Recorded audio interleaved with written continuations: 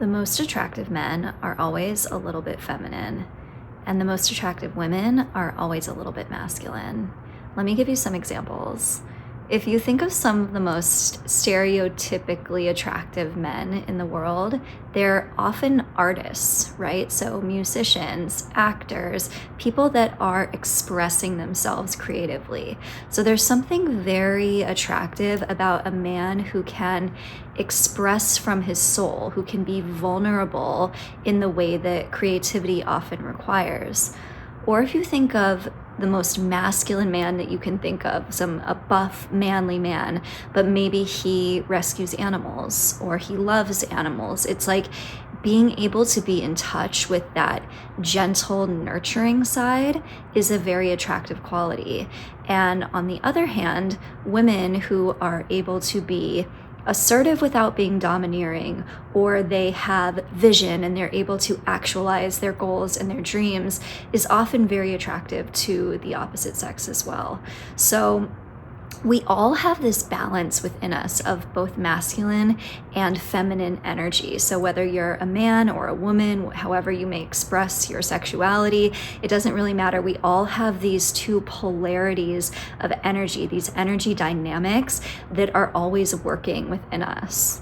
Welcome to the Conscious Partnership Project. My name is Emily, and in this video, we're going to be talking about that concept of inner union, how to come into union and harmony within ourselves so that we can experience union and harmony outside of ourselves.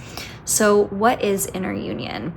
Inner union is when your structure, so the structures that you've built within yourself and around yourself, can hold space for your sensitivity instead of suppressing it. So both masculine and feminine energy have different qualities to them. So I like to think of the masculine as the positive charge and the feminine as the negative charge. If we were looking at a battery or a magnet, right? Like those things have poles that create dynamic tension, right? And so masculine energy is all about our output, and feminine energy is all about our input. And so feminine energy is kind of, you can think of it like the vessel, the space, the container, and masculine energy is the energy that comes in to fill the space, right? And, you know, in the inverse of that, if we think of like the masculine energy as the foundation of something, so whatever we're grounded into, then the feminine energy can be what expands on top of that. So the two energies work together to help strengthen and balance the individual. And I actually have already done 2 videos on my channel where I break down the masculine energy. So I go over the 4 main archetypes of masculine energy and what that means. And I dive much deeper into that. And then I have another video on feminine energy where I break down the 4 main archetypes of feminine energy. So I will link those. And so when you're able to understand these 2 different aspects within yourself, and you can start to work on and strengthen and balance those aspects of yourself within yourself, it creates a sense of feeling whole and complete within yourself, right? So it's not like we need something outside of us to complete us. We feel like we are a fully embodied and sovereign individual. So I wanted to talk a little bit about how in our current culture and society, men and women have been kind of taught to reject or overdevelop these aspects of themselves. And so when we look at modern men, in many ways, they've been taught to reject the feminine within themselves. So this is like very obvious when there's a resistance to vulnerability, right? Like showing emotion is seen as weakness, right?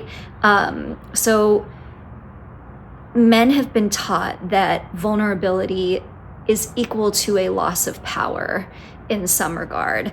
And there's also like, and I think this is all just kind of examples of the ways that the patriarchy has not just suppressed the power of the feminine in all of us, but created this like chasm, this divide between men and women. And I think that this is like a method of controlling people, right? But men have kind of been taught to hate what is feminine in the world. Like there's a lot of like short-sightedness when it comes to like how men are able to receive like the fullness of the feminine, whether it's like, and if you watch my video on feminine energy, it's like the feminine is not just about, I mean, it's not about at all being like weak or passive or subordinate to the masculine.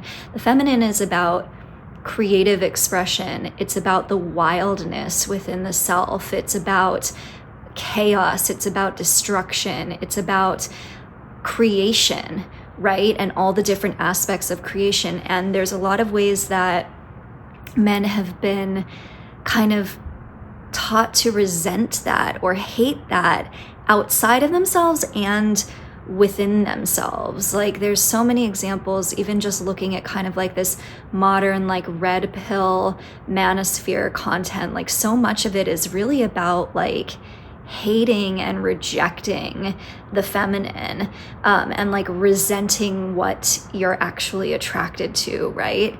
And so if you're not able to accept the feminine aspects of the self, it's going to be really difficult to accept the feminine aspects in another, and to be able to create that polarity and that attraction with a woman who is truly embodying her feminine energy. And in the inverse of that, women have kind of been encouraged to overdevelop into their masculine energy, right? And so we see a lot of like hyper independence, difficulty receiving, always having to be the one to hold everything together. Attraction to unavailable men often mirrors this imbalance within women who are like hyper masculine and hyper independent. Developing this kind of persona of strength in order to protect oneself, because really what feminine energy needs to open and to expand is safety. And I think that the masculine in general as a collective has not been creating that safe space, and so the feminine has kind of like suppressed itself and protected itself for a long time. But I think that on the level of consciousness, this is like starting to shift. And this is what people like me and what you probably here listening to this video are probably here to do in this lifetime, is to help to move past these old paradigms and start to bring in a new, more harmonious, more balanced way of relating to one another. So polarity, when we talk about the polarity of these two different energies, this is magnetism, right? This is the dynamic tension between the two opposites. So the opposites attracting to one another, right? And when this happens, there is a natural clarity to your role in a relationship. So like when the understanding of the balance within the self is there, and then you're able to attract what is, you know, in magnetic resonance to you. You don't need these labels of like the woman does this and the man does this, and these are like these confining limitations of like gender roles. The energy just naturally follows as it's meant to, right? So let's just say if we are referencing a heterosexual couple and a man and a woman come into energetic harmonic resonance with each other, and the man just naturally tends to be more in his masculine energy and he's the leader, right? That's not going to be because he's like asserting dominance in some capacity, but it's like he takes the action and she follows, right? Or she holds the vision and he takes the step forward. So there's just this natural flow of energy because it's coming from a genuine place, right? It's not because we're trying to like force particular roles just because you are a particular gender. So this creates attraction, right? It creates harmony instead of power struggles. So it's like letting energy naturally flow as opposed to trying to force and control it. And so why does inner union lead to outer union?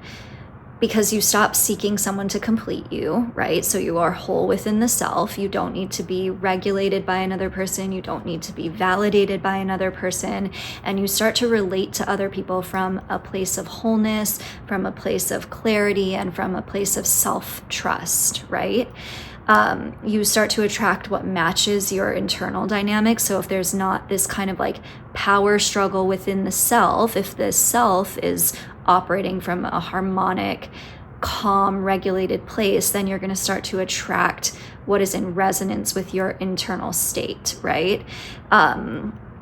So you're not attracting what necessarily you want, but what you are, right? Like your vibration and your energy is going to attract what is the most in alignment for you. So what does it take to create inner union? One of the most important things is learning how to regulate your nervous system. And I am actually going to do another video on this and the different ways that you can do that. But this is like such an important thing, is starting to learn how to regulate your emotions, regulate your internal state. Your nervous system is basically how you respond to the world. And so if you are always responding from an unconscious place and you're running all these patterns where your body, your energy, every aspect of you is responding from fight or flight or freeze or trauma response because you haven't addressed how the nervous system is responding to things, then you're going to keep cultivating the same patterns, even if intellectually in your mind you've decided that you want something different, right? So this is learning how to build an internal sense of safety so that you don't feel like you need to run or freeze.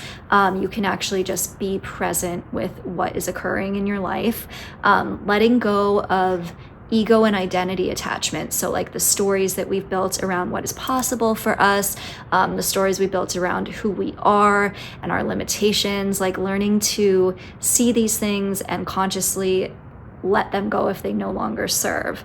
And just practicing both structure and surrender, right? So if we go back through all of the things that strengthen and empower our masculine energy, it's like practicing those things. And then if we go through all the things that help us to soften and to slow down and be present in our feminine aspects, it's like, how can you become a balance of both, right? And honor both of those aspects within the self.